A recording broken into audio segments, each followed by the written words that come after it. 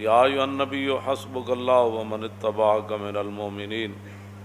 یہ سورہ انفال کی آیہ مبارکہ ہے جس کے اندر اللہ رب العالمین نے فرمایا، اے میرے محبوب، اللہ آپ کے لیے کافی ہے، اور مسلمانوں میں سے، مومنوں میں سے وہ کہ جنہوں نے آپ کی پیروی کی، ان کی غلامی آپ کے لیے کافی ہے۔ مفسرین نے لکھا کہ یہ حضرت فاروق اعظم رضی اللہ تعالی عنہ کے ایمان لانے پر آیہ کریمہ نازل ہوئی۔ نبی علیہ السلام نے اللہ رب العالمین سے دعا مانگی، یا اللہ ایک عمر دے دے، اسلام کا کام ہو جائے گا۔ اللہم اعز الاسلام بعمر ابن الخطاب۔ قیامت تک کوئی بھونکتا رہے، کسی کے بھونکنے سے کیا ہوگا؟ قیامت تک کوئی پیشاب میں منہ مارتا رہے، اسے ہمیں کیا غرض ہے؟ کہ جب رسول اللہ نے اللہ سے دعا مانگی، یا اللہ عمر کے ذریعے اسلام کو عزت دے دے۔ ما فشاند نور وساگ آؤ آؤ کند، ہر کسے بر خلقت خود می دند۔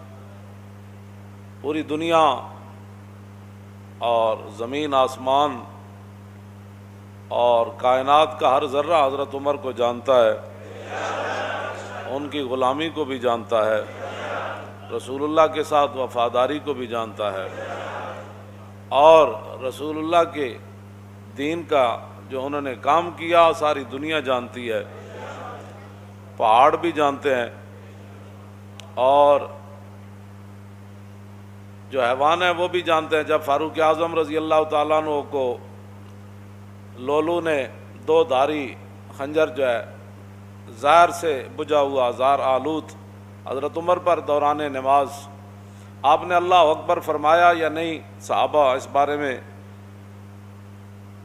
واضح طور پر یہ بات ارشاد نہ فرما سکے کہ حضرت عمر نے اللہ اکبر فرمائی یا ابھی ہاتھ ہی اٹھائے تھے تو اس نے آپ پر حملہ کر دیا دوران نماز، تو آپ کا جسم مبارک جو ہے وہ کٹ گیا اور آپ مصلی رسول کے ساتھ ہی گر پڑے۔ تو بعد میں صحابہ پھر ایک حکیم کے پاس گئے، آپ کے علاج کے لیے دور دراز اسے لینے کے لیے گئے کہ بھئی آپ آئیں حضرت عمر کا علاج کریں۔ جب وہ حکیم صاحب صحابہ کے ساتھ آ رہے تھے تو راستے میں کہنے لگے میں واپس جا رہا ہوں، حضرت عمر کا تو وصال ہو گیا ہے۔ وہ کہنے لگے آپ کو کیسے پتہ؟ آپ نے فرمایا یہ جو بکری ہے نا دیکھ رہے ہیں، یہ جو فصل کھا رہی ہے یہ اس مالک کی نہیں ہے، یہ کسی اور کی بکری ہے جو غیر کا فصل کھا رہی ہے، اور جب تک حضرت عمر زندہ تھے تو بکریاں بھی غیر کا فصل نہیں کھایا کرتی۔ یہ اس بات کی دلیل ہے کہ حضرت عمر دنیا سے تشریف لے گئے۔ تو جو لوگ بے نماز ہیں، اور بے نماز بھی اس طرح ہیں کہ وہ جماعت کو کوئی اہمیت نہیں دیتے، کوئی شرعی مجبوری ہو تو وہ تو ہے، میں سب کے ساتھ یہ میں خطاب کر رہا ہوں، پوری امت کے ساتھ، کہ فاروق اعظم رضی اللہ تعالیٰ عنہ شدید زخمی ہو کر گر پڑے، اور لولو کو پکڑتے ہوئے مجوسی کو، اور بھی صحابہ شہید ہو گئے۔ پھر ایک صحابی نے اس کے اوپر کمبل ڈالا، اس نے پھر اپنی گردن کاٹ دی تاکہ یہ راز راز ہی رہے کہ حضرت عمر کے شہادت کے لیے کہاں سے سازش چلی۔ تو بات جو میں کرنے لگا ہوں بہت بڑی بات ہے، اگر کسی کو سمجھ آ جائے کہ فاروق اعظم رضی اللہ تعالیٰ عنہ کو اگر بر وقت صحابہ اٹھا کر گھر لاتے، بر وقت علاج معالجہ ہوتا،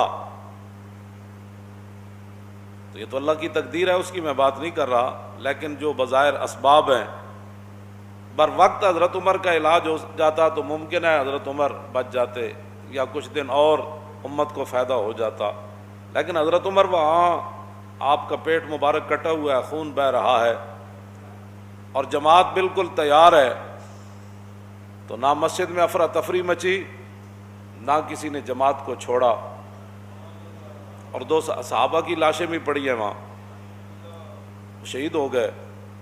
لیکن حضرت عمر نے عبد الرحمن بن عوف صحابی رسول کو فرمایا کہ آپ کھڑے ہو جائیں، مجھے یہیں زخمی رہنے دیں، آپ نماز باجماعت پڑھائیں۔ بس اگر کسی کو سمجھ آ جائے تو بہت بڑی بات ہے، اتنا بڑا نقصان ہو رہا تھا، لیکن حضرت عمر نے فرمایا نہیں، جو رسول اللہ راہ دے کر گئے نا، نماز پڑھائیں آپ۔ حضرت عمر ساتھ خون بہہ رہا ہے اور صحابہ کی لاشیں بھی پڑی ہوئی ہیں، لیکن جماعت نہیں چھوڑی گئی۔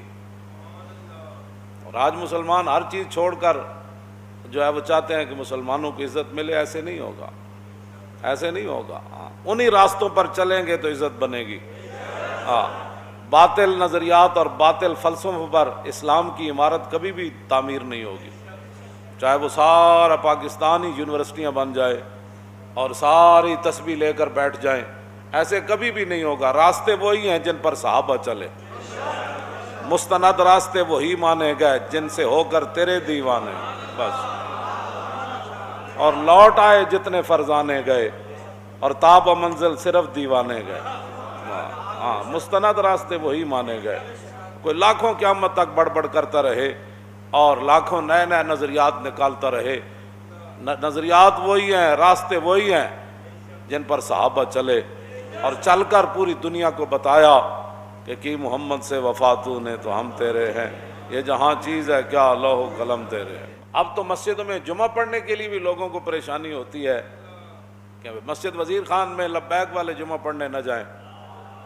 گلائے جفائے وفا نما حرم کو جو اہل حرم سے ہے، کسی بت کدے میں بیان کروں تو صنم بھی کہہ دے ہری ہری۔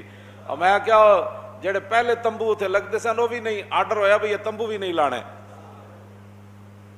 کیونکہ مسلمانوں نے یہاں آج اپنا شوکت اسلام کا اظہار کرنا ہے۔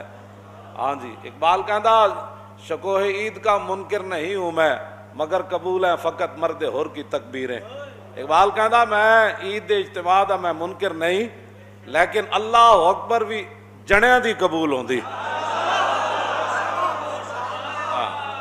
ہاں جی، جڑا اقبال مڑ مڑ کہندا اے حلقہ درویشاں او وہ مرد خدا کیسا، او حلقہ درویشاں او وہ مرد خدا کیسا، او جس کے گریباں میں ہنگامہ رستا خیز، جو ذکر کی گرمی سے شمع کی طرح روشن۔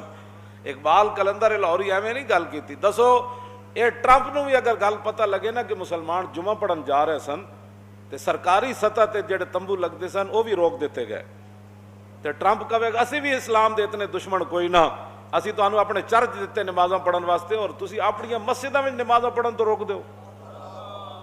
اتنے کوئی جناب کوئی ہنگامے تے نہیں سن ہو رہا ہے، نہ کوئی بات ہو رہی سی۔